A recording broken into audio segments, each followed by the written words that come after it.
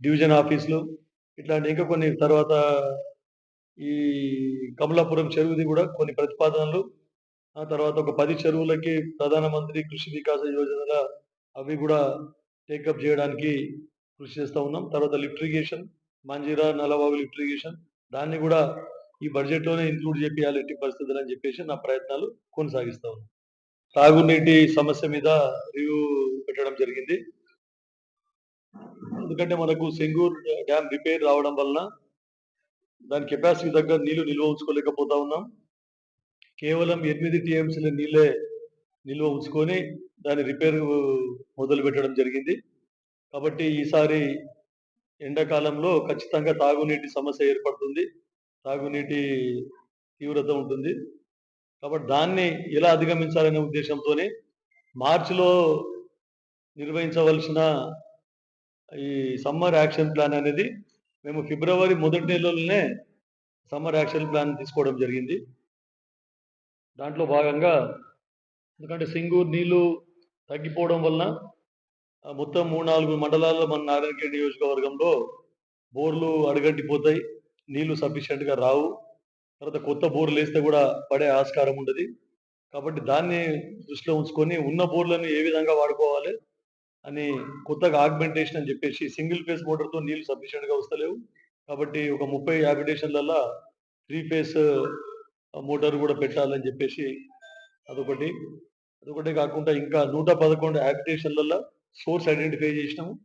ఒకవేళ ఎక్కడన్నా అన్ని బోర్లు తగ్గిపోతే గూడా ఆ నీళ్లు అవైలబిలిటీ ఉంటాయి. సఫిషియెంట్ వాటర్ ఉన్న బోర్ల నుండి మనం వాటిని హైరింగ్ తీసుకొని వాటర్ సప్లై జేయాలని జెప్పేసి అటువంటి వాటికి నెలకి రూ. 6,000 ఇచ్చి 5, 6 కిలోమీటర్ల లోపల అవసరం అనుకుంటే ట్యాంకర్‌లు పెట్టి లేదంటే ఆ సోర్స్ నుండి పైప్ లైన్ యేసుకొని వాటర్ ట్యాంక్ ఎక్కియడం జరుగుతా ఉంది.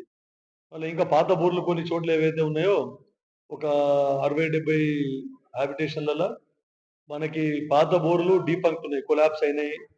అట్లా వాటికి ఫ్లషింగ్ జేపియడానికి కలెక్టర్ గారి నిధుల ద్వారా ఫ్లషింగ్ జేపియడానికి గూడా మనం చర్యలు చేపట్టడం జరిగింది. వాటిని ఫ్లషింగ్ జేపిచ్చి ఎక్కడైతే ట్యాంక్స్ ఉన్నాయో ఆ ట్యాంక్స్‌కి మళ్ళీ ఆ నీటిని ఎక్కిచ్చి మళ్ళీ సప్లై జేయాలని నిర్ధారించడం జరిగింది. దీనికి మొత్తం అదొకటే కాకుండా మళ్ళా కొత్తగా గూడా కొన్ని బోర్లు కొట్టాలని. ఎందుకంటే కొత్తగా బోర్లు పడతాయా? పడయా? మరి ఎందుకంటే చెప్పలేం. గ్రౌండ్ వాటర్ తగ్గిపోయింది. అయినా గూడా తప్పని పరిస్థితుల్లో ఎక్కడన్నా ఉంటే ఇప్పుడు ముఖ్యంగా నాగల్గిద్ద మండలం, తర్వాత కంకి మండలంలో నీటి కొరత ఉంది. పడతాయా? పడయా? తెలవదు. కానీ అదే కల్లేరు మండలంలో, సిర్గాపూర్ మండలంలో నల్లవాగు వలన నీళ్లు పడే ఆస్కారం ఉంది. కాబట్టి ఎక్కడైతే జియాలజిస్టు వారిచ్చిన రిపోర్ట్ ప్రకారము నీళ్లు పడే ఆస్కారం ఉందో అక్కడ మాత్రమే కొత్త బోర్లు యేసుకునే విధంగా ప్రయత్నాలు చేస్తా ఉన్నాం. ఇప్పుడు ముఖ్యంగా ఈ సమ్మర్ యాక్షన్ ప్లాన్‌లోనే రూ. 10,00,000 కలెక్టర్ గారు నిధులు మంజూరు చేయడం జరిగింది. టెండర్ ప్రాసెస్ ఉంది. 31 గ్రామాలకు నీళ్లు గూడూరు నుండి సప్లై చేస్తే అవి సప్లై చేయలేకపోతా ఉన్నాం ఇప్పుడు. డీఫంక్ట్ అయిపోయింది అక్కడ గూడూరు స్కీము. దానికి మళ్ళీ పైప్ లైన్ ఎక్స్‌టెన్షన్ చేసి కొత్త మోటార్లు తీసుకొని త్వరలోనే ఆహ్, మళ్ళీ నీళ్లు సప్లై చేయడం జరుగుతుంది 31 హ్యాబిటేషన్స్‌కు. అప్పటి వరకు ఆల్టర్‌నేట్‌గా పెద్దారెడ్డిపేట నుండి తాగునీటి సప్లై ఇప్పుడు చేస్తా ఉన్నారు. ఇదొకటే కాకుండా ఇంకా 7,00,00,000 ప్రభుత్వానికి ప్రతిపాదనలు పంపినాము.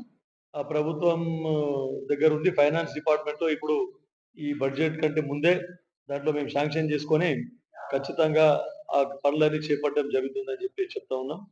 ఇదొకటి పంచులకు, సెక్రటరీలకు వాళ్ళ దృష్టికి తీసుకుపోయేదేంటంటే ఇప్పుడు మనకి లాగ్ షీట్ అనేది ప్రిపేర్ చేస్తా ఉండ్రు. ఆర్‌డబ్ల్యూఎస్ అధికారులు ప్రతిరోజు లాగ్ షీట్ ప్రిపేర్ చేస్తా ఉన్నారు. ప్రతి గ్రామంలో వారానికి ఒకసారి రోజు విజిట్ చేసే లైన్‌మెన్‌లు వారంకి ఒకసారి లాగ్ షీట్ సబ్మిట్ చేయడం జరుగుతుంది. వారంలో నీళ్లు వచ్చినాయా లేదా? తాగునీళ్లు ఎన్ని రోజులు వచ్చినాయి? ఎన్ని రోజులు రాలేదు అని. ఎందుకంటే దాని ప్రకారం మనకు ఎందుకు రాలేదు? ఏం రాలేదు అని తగిన చర్యలు తాగునీళ్లు సప్లై చేసే విధంగా తగిన చర్యలు చేపట్టడం జరుగుతుంది. ఈ లాగ్ షీట్ అనేది రోజుకి రోజు ప్రిపేర్ అయితుంది. ఇది ఈఎన్సీ లెవెల్‌కి, సెక్రటరీ లెవెల్‌కి, ముఖ్యమంత్రి లెవెల్ వరకు కూడా అన్ని నియోజకవర్గాలది వెళ్తుంది.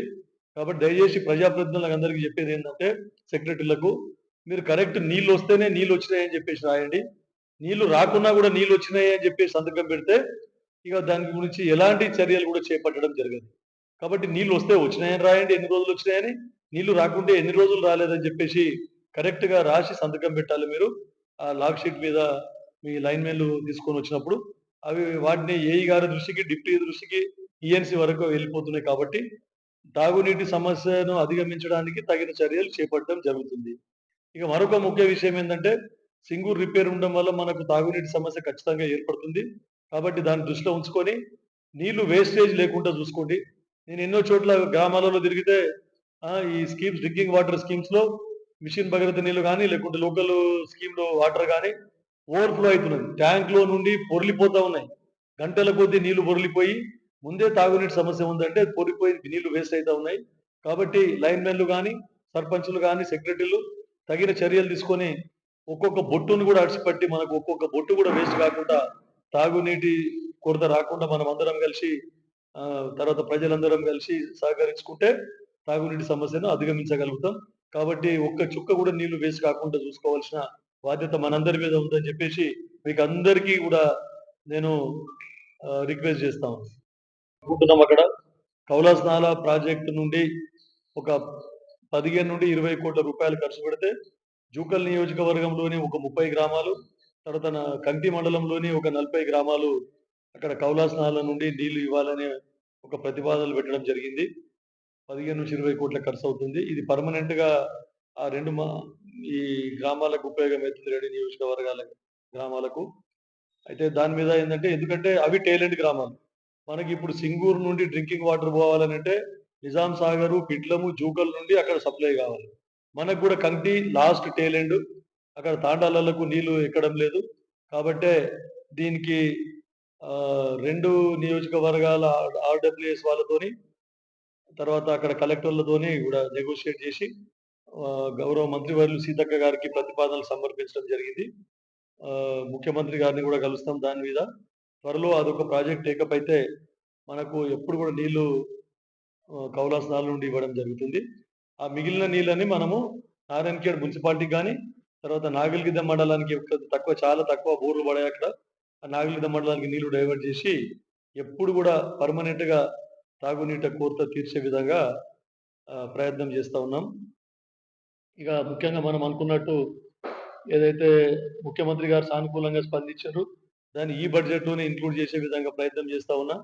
ఒక 110, 120 కోట్ల మధ్యన రైపల్లి దగ్గర ఏదైతే బ్రిడ్జు క్రస్ట్ గేట్లతోని బ్రిడ్జ్ ప్రతిపాదిస్తే మనకు ఒక 3 టీఎంసీల నీళ్ళని బ్యాక్ వాటర్ వలన రైతులకు ఎలాంటి నష్టం జరగకుండా భూములు ముంపుకు గురి కాకుండా 3 టీఎంసీల నీళ్ళని స్టోర్ చేసుకుంటే అక్కడ అందోల్ నియోజకవర్గము, జైరాబాద్ నియోజకవర్గం, నారాయణఖేడ్ నియోజకవర్గంలోని పలు మండలాల్లో గ్రౌండ్ వాటర్ తగ్గిపోకుండా సమ్మర్‌లో బోర్లు ఎండిపోకుండా ఉంటాయి.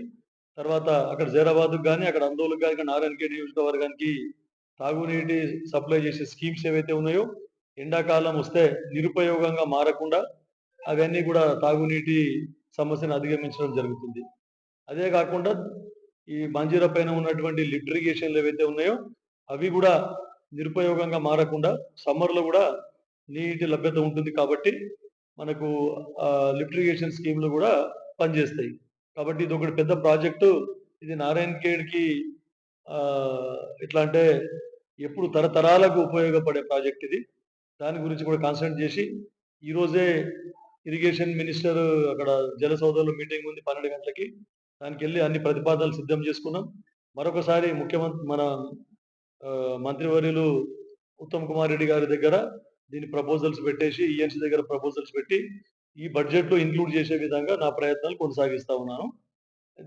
తర్వాత ఇంకా ఇదొకటే కాకుండా ఇరిగేషన్ కాకుండా వివిధ నారాయణఖేడ్ నియోజకవర్గానికి సంబంధించిన పలు సమస్యలు ఏవైతే ఇప్పుడు ఇండోర్, అవుట్‌డోర్ స్టేడియమో దానికి ఫైనాన్స్ లేక అట్లే పెండింగ్‌లో ఉంది. గత 18 నెలల నుండి. తర్వాత ఇంకా కొన్ని ఇరిగేషన్